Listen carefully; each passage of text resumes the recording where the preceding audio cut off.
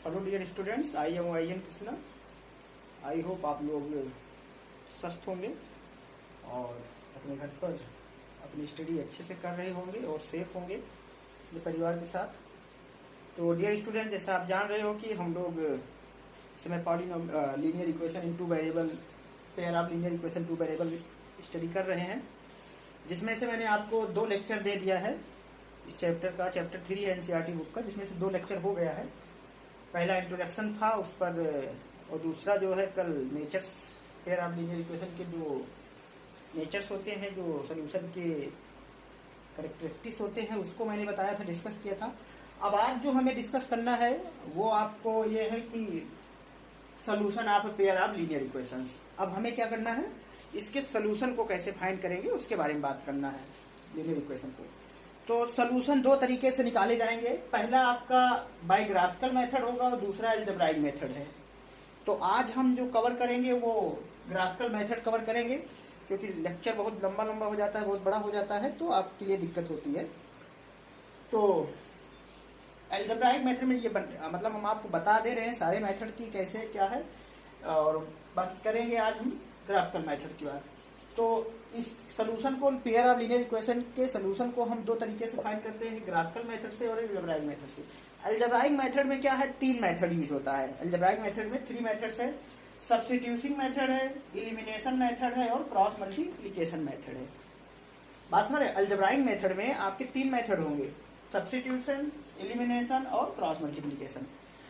आपको जो प्रॉब्लम आती है वो सीधा सीधा यही लिख कर आता है कि solve the given pair of linear equation. अगर ऐसा लिख दिया गया, solve the given pair of linear equation, that it means हुआ कि आप इन सभी में से किसी भी मेथड को यूज करके सॉल्व कर दीजिए, ठीक।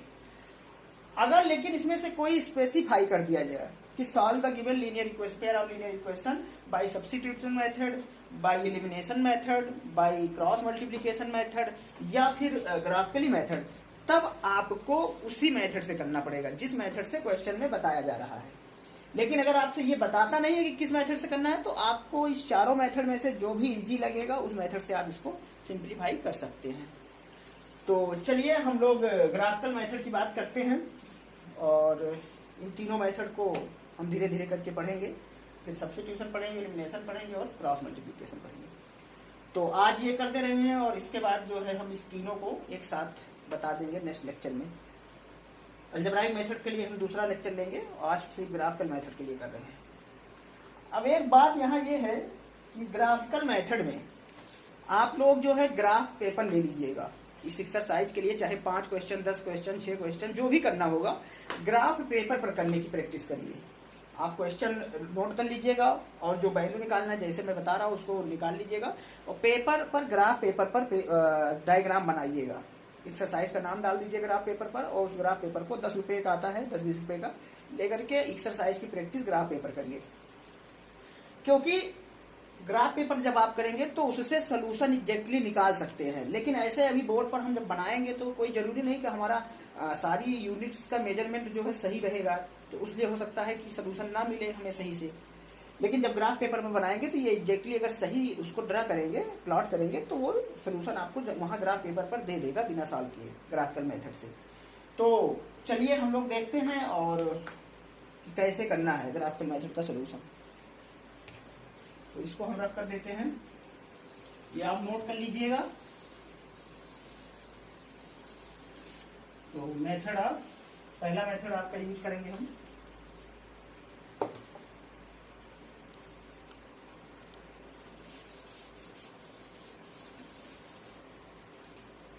तो एक क्वेश्चन ही ले लेंगे हम, है ना, एक क्वेश्चन ले लेते हैं और उसी क्वेश्चन के अकॉर्डिंग इसको सॉल्व करते हैं। एक क्वेश्चन नोट करेंगे आप सबसे पहले।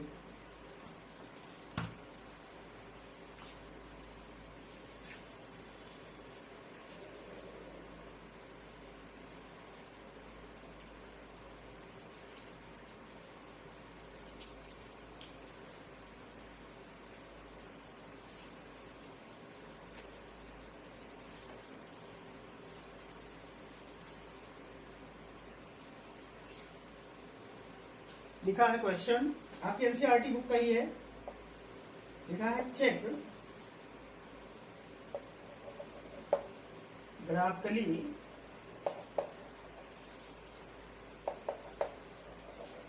check graphically whether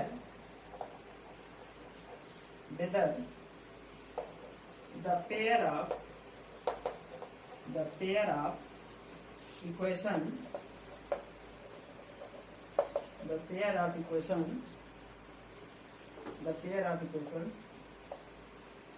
x plus 3y equal to 6 and 2x minus 3y equal to 12, ये इक्वेशन फर्स्ट है, ये इक्वेशन सेकंड है। इज कंसिस्टेंट इफ सो, अगर ऐसा है तो ये आपको चेक करना है कि कंसिस्टेंट है कि नहीं। इफ सो, अगर है तो then solve them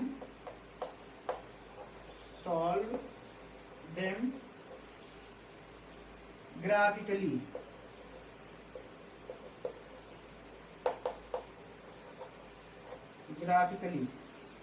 solve them graphically. Question समझ में आ गया होगा। आपको क्या करना है, सबसे पहले इसको ग्राफ से चेक करना है कि ये कंसिस्टेंट है कि नहीं है, और अगर है कंसिस्टेंट में ही सोल्यूशन मिलता है, इनकंसिस्टेंट में सोल्यूशन मिलेगा ही नहीं तो उसको कोई मतलब नहीं होगा। तो अगर है तो आपको ये बताना है कि उसका सोल्यूशन क्या आएगा, यानी कि उसका आंसर क्या आएगा, ये बताना है। तो हमने आपको पहले लेक्चर में, यानी आई होप कि फर्स्ट लेक्चर में ही पेयर ऑफ इक्वेशन का, यानी कि लीनियर इक्वेशन टू वेरिएबल का ग्राफ कैसे ड्रा करते हैं, यानी लाइन कैसे ड्रा करते हैं, उसको ग्राफ पेपर पर प्लॉट कैसे करते हैं, ये मैंने आपको बताया था। उसी मेथड को जो मैंने फर्स्ट लेक्चर में बताया था, अब इस दोनों लाइन के लिए हम सॉल्व करेंगे। उसी मेथड से हम इस दोनों लाइन को प्लॉट करेंगे नंबर लाइन पर। तो कोऑर्डिनेट सिस्टम में किस पर प्लॉट करेंगे, कोऑर्डिनेट सिस्टम में इसको हम प्लॉट करेंगे। तो चलिए हम लोग देखते हैं इसको।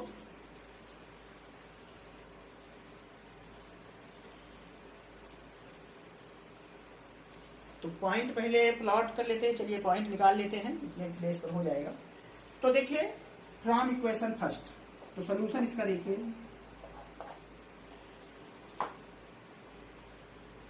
हम दोनों इक्वेशन के लिए पहले टेबल बना लेते हैं। दोनों इक्वेशन के लिए टेबल बना लेते हैं। आपको मैंने ये बताया था कि हमें लाइन को ड्रा करने के लिए सिर्फ 2 पॉइंट की जरूरत है। तो 2 पॉइंट तो मस्ट है, आपके पास होना जरूरी है।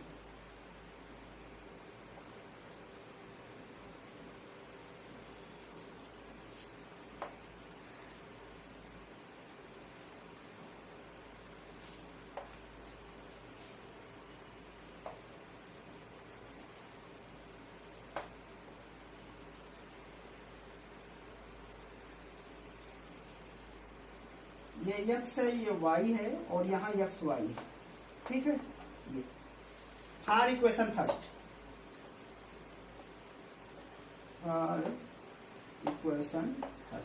ठीक है, ये इक्वेशन फर्स्ट के लिए है। ऐसे हम यहाँ सेकंड इक्वेशन के लिए कर दे रहे हैं।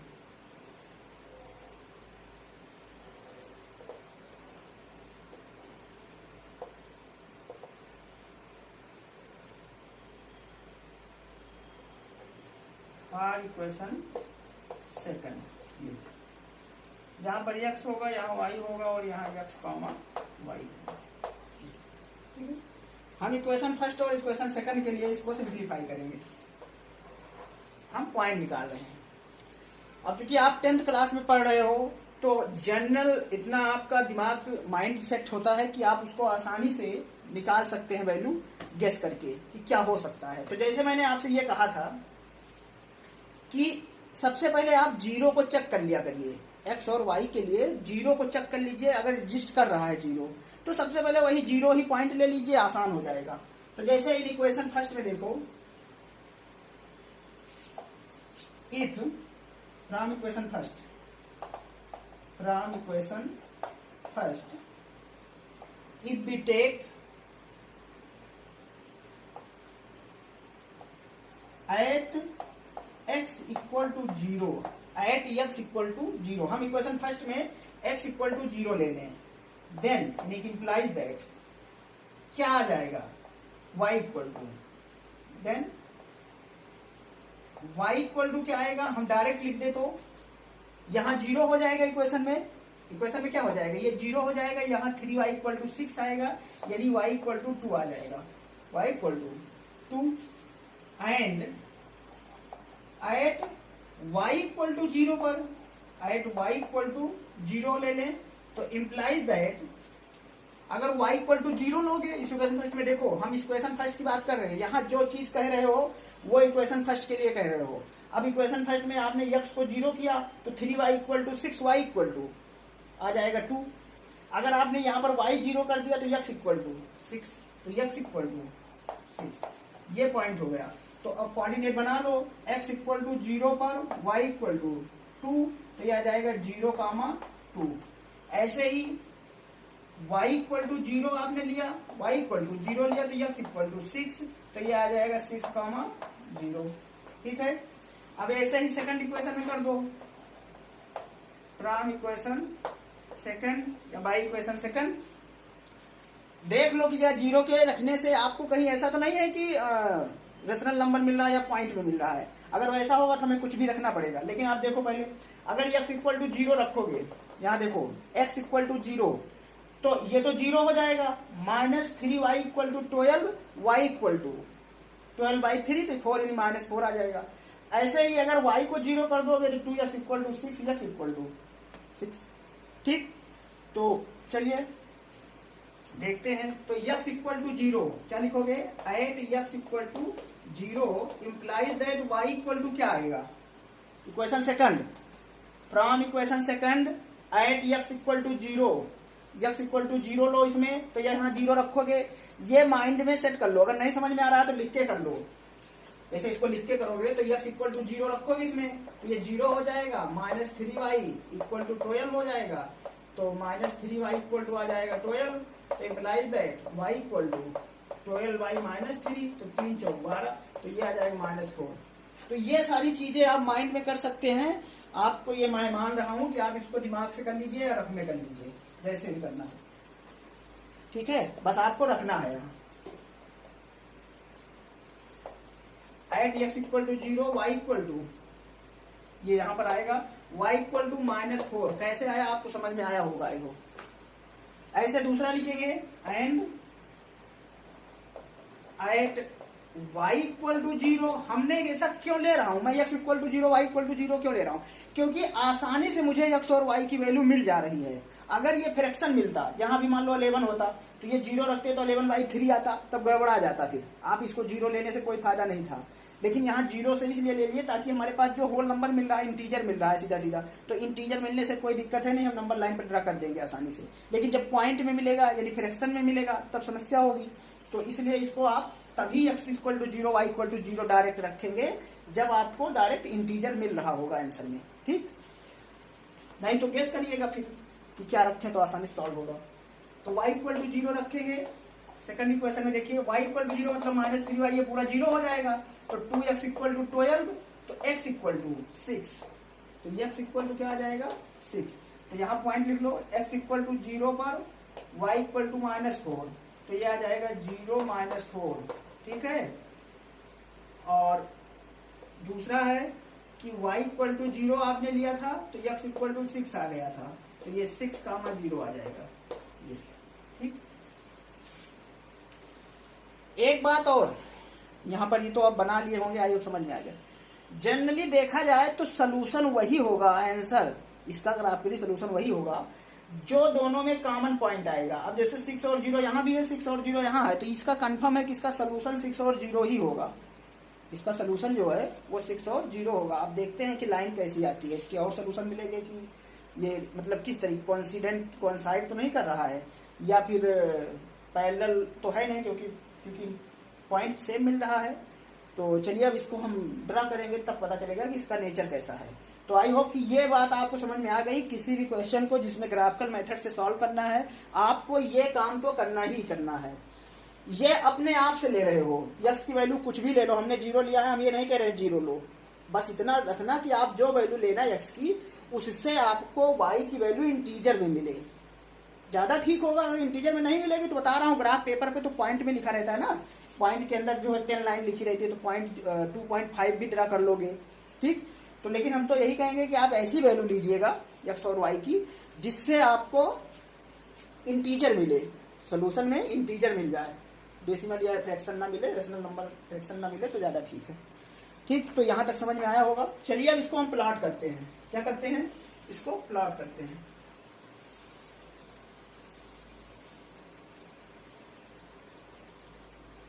तो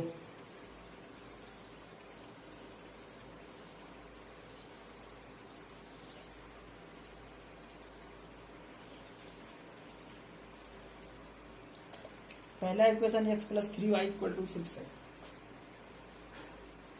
इक्वेशन फर्स्ट है x plus 3y equal to 6, ये इक्वेशन फर्स्ट था। और दूसरा था 2x minus 3y equal to 12, 2x minus 3y equal to 12, ये इक्वेशन नंबर सेकंड। तो ये आपको इस तरीके से आप दोनों इक्वेशन के लिए सॉल्व करोगे, ठीक है। चलो ग्राफ बनाना है, ग्राफ पेपर है तो अच्छी बात है। ग्राफ पेपर पर यूनिट लिखी जाती है, आपको पता है कॉर्नर में यूनिट होती है, तो यूनिट लिख दीजिएगा। ग्राफ पेपर अगर आप बनाएंगे तो अभी तो पहले कॉपी पर ही बनाना सीख लीजिए।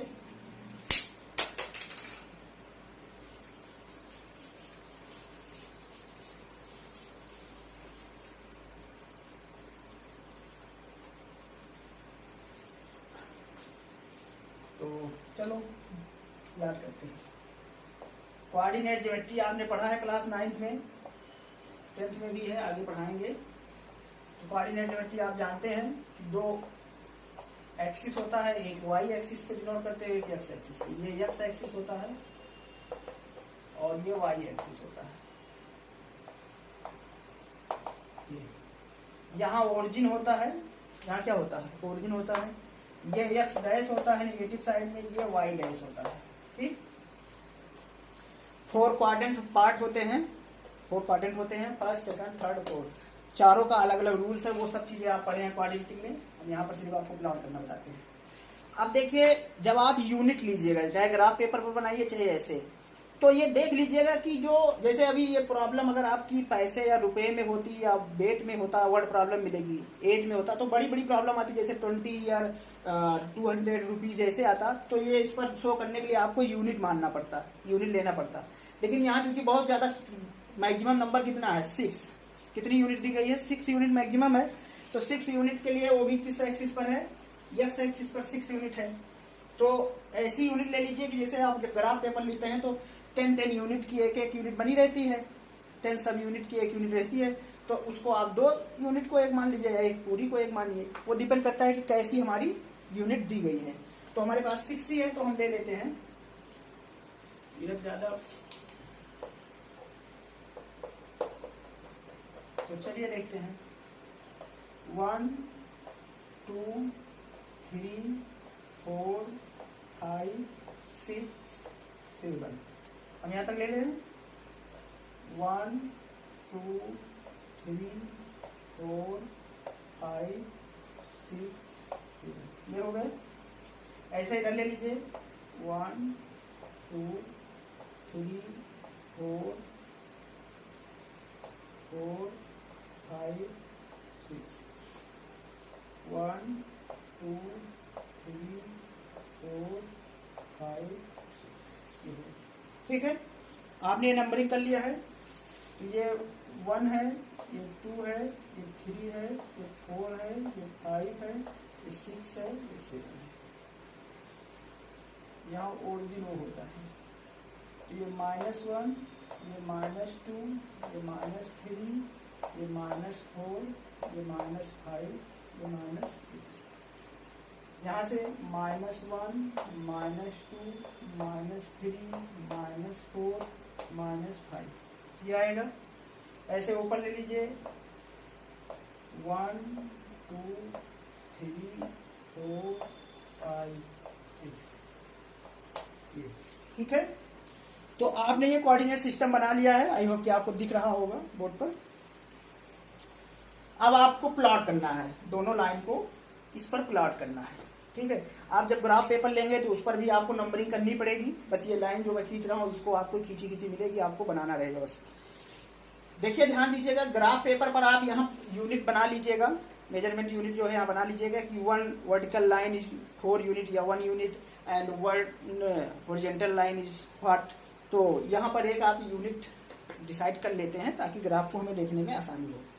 फिलहाल ये तो छोटी यूनिट है इसलिए बनाने में कोई दिक्कत नहीं होगी आपको, लेकिन बड़ी यूनिटों के लिए हमें लेट करना पड़ता है। चलिए प्लॉट करते हैं और देखते हैं क्या मिलता है। पहले इक्वेशन फर्स्ट की बात करते हैं। 0 2 फर्स्ट कोऑर्डिनेट क्या है 0 2, एक्स एक्सिस पर 0 हो, वाई पर 2 है, यानी कि ये पॉइंट ये 0 और 2, ये पॉइंट 0 और 2, ठीक है। दूसरा 6, 0 यानी कि एक्स एक्सिस पर 6 और वाई पर 0, तो 6, 0 तो 6 एक्स एक्सिस पर 1 2 3 4 5 6, ये पॉइंट ये 6, 0 ये पॉइंट। इसको अब 2 पॉइंट हो गया और इसको स्केल से ज्वाइन करते हुए आगे पीछे बढ़ा दीजिए, एक लाइन हो जाएगी। बस इसी दोनों पॉइंट को आप ज्वाइन करते हुए आगे पीछे बढ़ा दीजिए तो ये आपकी लाइन हो जाएगी।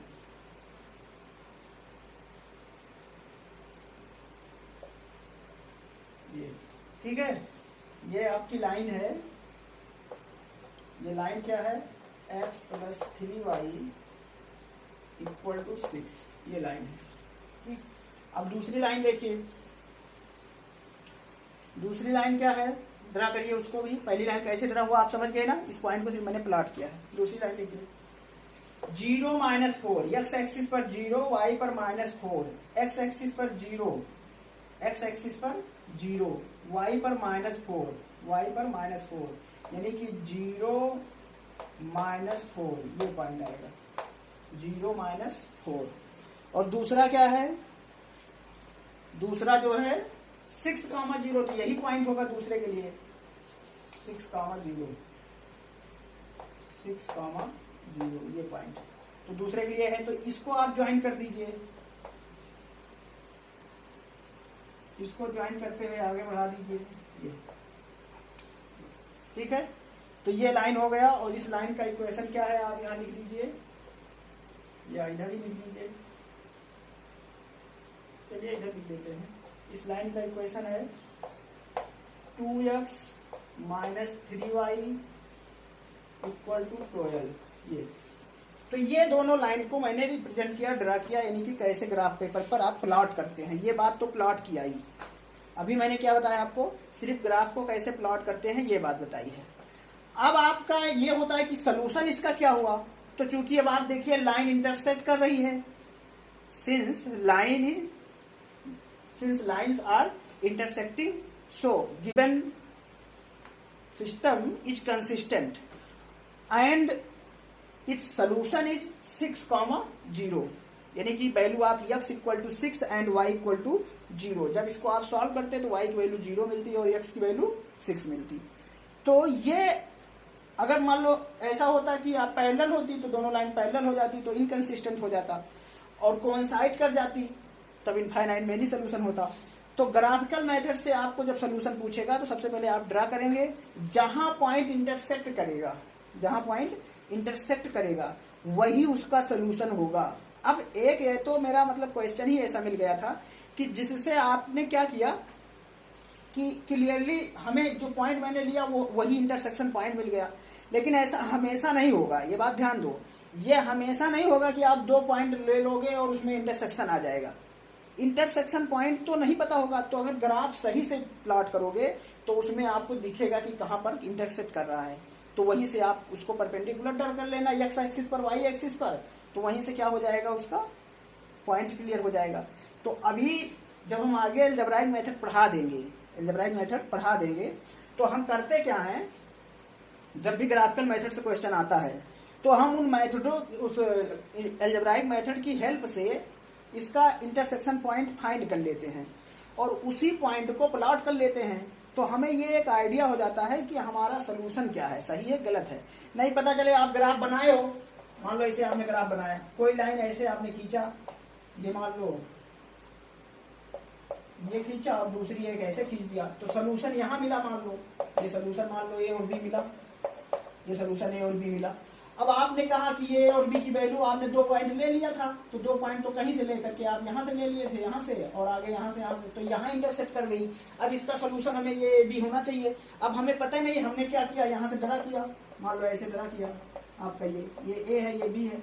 अब आप अगर यहाँ सही ड्रा करते हो तब तो ये आंसर सही होगा, लेकिन आपने मान लो ड्रा किया ये बी की जगह तो यहाँ आ गया, और आप लिखकर चले आए, ग्राफ भी बनाए थे और आंसर भी पता नहीं सही हुआ गलत हुआ। तो इसको हम क्या करते हैं, अभी जब आगे मेथड पढ़ लेंगे तो इसको सॉल्व कर लेते हैं, दोनों लाइन को क्या करते हैं, इक्वेशन को सॉल्व कर लेते हैं, तो हमें इंटरसेक्शन पॉइंट आ जाता है। तो 2 पॉइंट के अलावा हम 3 पॉइंट ले लेते हैं, ड्रा करने के लिए क्या करते हैं 3 पॉइंट ले लेते हैं, और 1 पॉइंट ये इंटरसेक्शन का भी हमें मिल जाता है।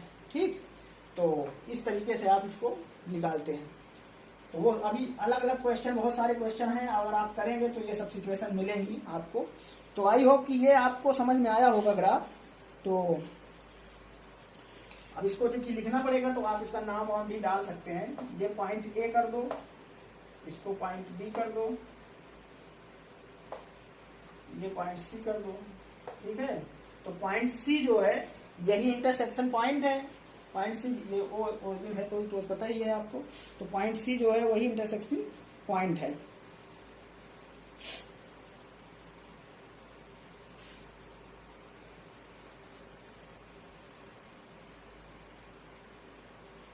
तो अब आपको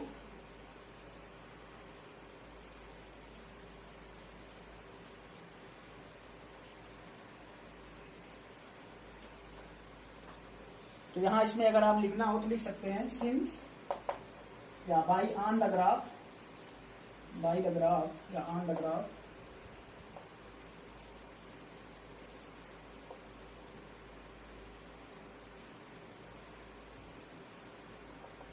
since both line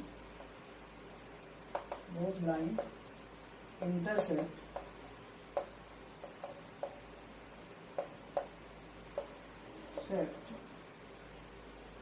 a common point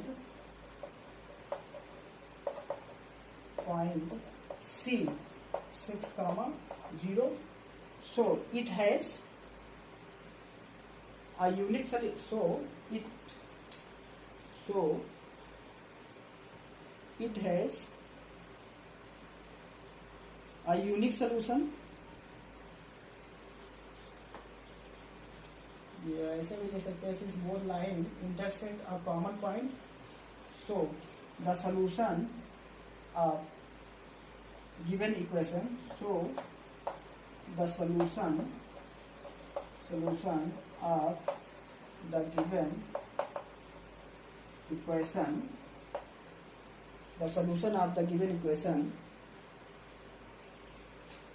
is x equal to क्या आ जाएगा 6 and y equal to 0, y equal to 0। इसको रख कर दे रहे हैं।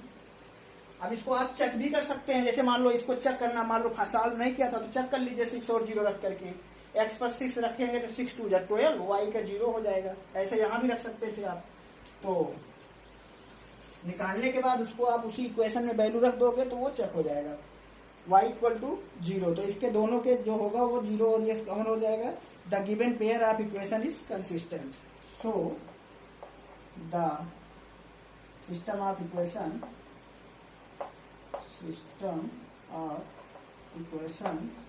ये शॉर्टकट में इक्वेशन को ऐसे लिखते हैं, ये क्यू करके ऊपर डॉट करके। इक्वेशन और सोल्यूशन को भी शॉर्टकट में ऐसे लिखते हैं SOL डॉट इन, ये पता है आपको। So the system of equation is consistent. जब सोल्यूशन नहीं मिलेगा तो इनकंसिस्टेंट होगा, सोल्यूशन मिल रहा है इसलिए क्या होगा, कंसिस्टेंट होगा। तो ये आपका ग्राफिकल मेथड से क्वेश्चन मैंने करवाया और आई होप कि आपको समझ में आया होगा। और बाकी अब आप एक्सरसाइज के क्वेश्चन करिए, एग्जाम्पल करिए। वर्ड प्रॉब्लम है जो अभी आप वर्ड प्रॉब्लम को छोड़ दीजिए, अगर बना सकते हैं तो ठीक है, नहीं तो वर्ड प्रॉब्लम छोड़ दीजिए। अब जब वर्ड प्रॉब्लम हम आपको पढ़ाएंगे तो उसी समय बताएंगे कैसे करना है। तो अब आप एक्सरसाइज 3.2 एक्सरसाइज 3.2 का क्वेश्चन नंबर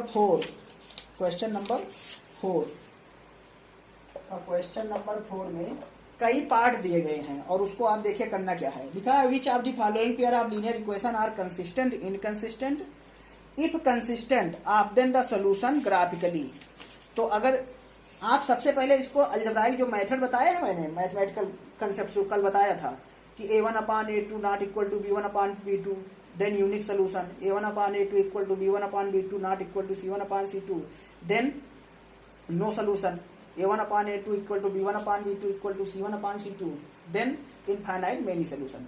इस कंसेप्ट से इस 4 नंबर क्वेश्चन में आप पहले ये चेक कर लो कि कंसिस्टेंट है कि नहीं है। अगर कंसिस्टेंट है तभी उसको ग्राफ ड्रा करो, नहीं तो ग्राफ ड्रा करना नहीं है। आप ध्यान दो, हम कब ड्रा करेंगे ग्राफ? जब वो कंसिस्टेंट होगा, ठीक है, यानी कि जब यूनिक सोल्यूशन देगा तभी उसको हम ड्रा करेंगे। जब इंटरसेक्ट हो गया नहीं तो हम उसका सोल्यूशन कैसे निकालेंगे। तो आप ये दोनों क्वेश्चन इसके ग्राफ के कर लीजिएगा। और एक क्वेश्चन और है जिसको हम डिस्कस करेंगे आपको नेक्स्ट टॉपिक पर। जैसे इसी चैप्टर का आपका क्वेश्चन नंबर 7 है, draw the graph of the equation this and this, determine coordinate of the vertices of the triangle formed by the line and the X axis and shaded the triangular region.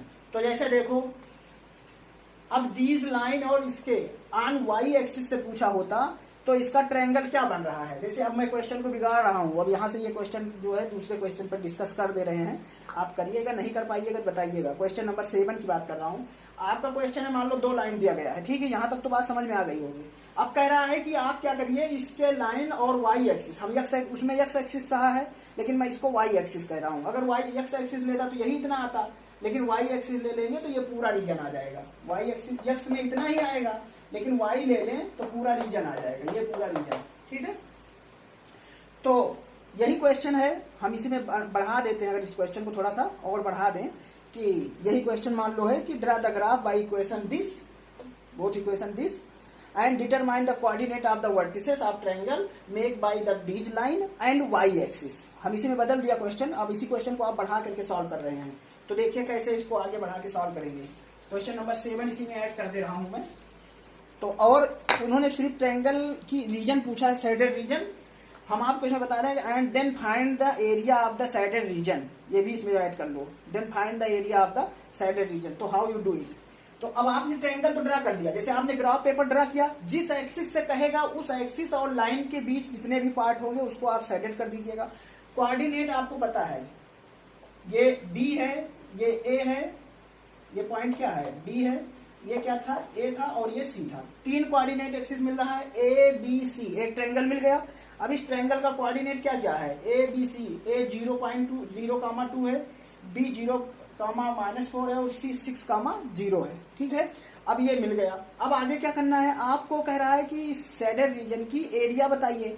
तो अगर अब आप इसकी area देखो, area of triangle CAB, triangle CAB, ठीक है। तो area of triangle CAB में वी नो दैट क्या होता है, 1/2 base into perpendicular, base into perpendicular. तो इट मीन्स अगर देखो तो बेस कितना है, BA, यही तो बेस है, BA बेस है। और परपेंडिकुलर आपको ये पता है, ये लाइन क्या है 90 डिग्री। तो ये OC क्या है, परपेंडिकुलर होगी नहीं होगी, इंटू यहाँ OC क्या होगी, परपेंडिकुलर हो जाएगी। अब आप दोनों की लेंथ देख लो, तो 1/2 BA कितना है, देखो यहां से यहां तक, तो यहां तक का 2 यूनिट और यहां तक का -4 यानी 4 यूनिट, तो 4 to 6 यूनिट। कितना आएगा ये दोनों, 6 यूनिट। कितना हो जाएगा, 6 यूनिट इंटू यहां से यहां तक कितना है 6 है, ये 6 होगा, तो 2 3 जा 6, 6 3 जा 18, तो ये आपका आ जाएगा 18 स्क्वायर यूनिट। कितना आंसर होगा, 18 स्क्वायर यूनिट, ठीक है। तो ये शेडेड रीजन की एरिया जो होगी वो 18 स्क्वायर यूनिट होगी। तो क्वेश्चन आई होप कि आपको पूरी बात समझ में आई होगी। आपके यहाँ एक क्वेश्चन ये दिया था इसमें और तो हमें लगता है कि दिया नहीं है, एक ही क्वेश्चन है इसमें। तो ये आप इस तरीके से क्वेश्चन आता है, कभी कभी एक आध बार पूछा भी गया है ये क्वेश्चन। तो आई होप कि आपको ये क्वेश्चन समझ में आया है। आप 2-3 बार इस तरीके के क्वेश्चन की प्रैक्टिस करिए, 2-3 बार ड्रा करिए। आपकी एक्सरसाइज में और भी बहुत सारी साइड बुक में ये सब क्वेश्चन दिए हैं। तो कैसे ग्राफ ड्रा करते हैं इस पर करिए आप। बाकी हम मिलते हैं आपको नेक्स्ट लेक्चर पे और अलजेब्राइक मेथड ऑफ सोल्यूशन पर। तो क्वेश्चन आई होप कि समझ में आया होगा क्या करना है। क्वेश्चन ये था कि आपको 2 इक्वेशन दिए थे, ये दोनों इक्वेशन दिए थे, आपको ग्राफ पर ड्रा करना था, इसको प्लॉट करना था और उसके बाद बताना था कि ये कंसिस्टेंट है कि नहीं कंसिस्टेंट है। अगर कंसिस्टेंट है तो इसका सोल्यूशन बताना था। तो सोल्यूशन जहां लाइन इंटरसेक्ट करती है वही उसका सोल्यूशन होता है। इसके बाद ये क्वेश्चन और बढ़ा दे रहा हूं मैं, और उसने कहा था कि and then find the shaded region of the triangle which are bounded both lines and y axis। हम x एक्सिस भी कह सकते थे, y एक्सिस कह रहे हैं ताकि आपको ट्रायंगल ठीक ठाक मिल जाए यहाँ। देन अनबाउंडेड y एक्सिस, तो ये y एक्सिस और लाइन के बीच जो बाउंडेड रीजन है तो इसका मैंने शेडेड रीजन निकाल दिया, यहाँ तक हो गया। And also find the area of shaded region, तो find the area of shaded region, तो शेडेड रीजन आपका ABC था और इसकी एरिया जो है निकालना था। तो इस तरीके से इसकी हमने एरिया निकाला, ठीक है। ये परपेंडिकुलर लाइन यहाँ है तो ये परपेंडिकुलर कहलाएगी, यहाँ से यहाँ तक बेस है तो ये 4 यूनिट, ये 2 यूनिट, तो सीधा सीधा 6 यूनिट और यहाँ से यहाँ तक का 6 यूनिट, ठीक। तो ये आपका क्वेश्चन हुआ। चलिए मिलते हैं आपको नेक्स्ट लेक्चर में। अगर आपको सबको किसी को कोई डाउट हो तो आप मेरे नंबर से कॉल करके क्लियर कर सकते हैं, या वैसे भी व्हाट्सएप कर सकते हैं। तो चलिए आप प्रैक्टिस करिए। Okay, thank you, best of luck.